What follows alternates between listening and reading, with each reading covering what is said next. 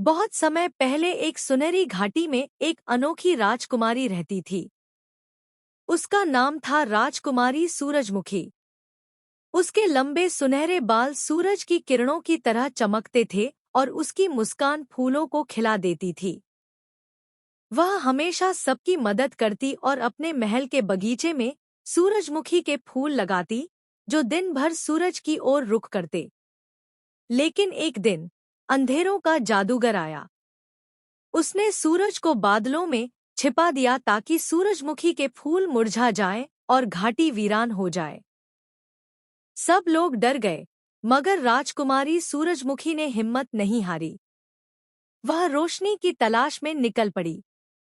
रास्ते में उसे एक चिड़िया, एक तितली और एक नन्हा हिरन मिला। सबने उसकी मदद की। आखिरकार उसने अपने दिल की रोशनी से अंधेरे को चीर दिया।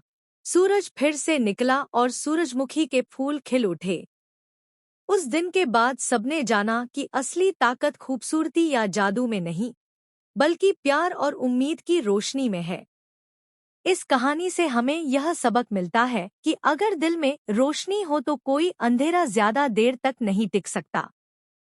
अगर आपको हमारी यह कहानी पसंद आई है तो हमारे चैनल को सब्सक्राइब करें।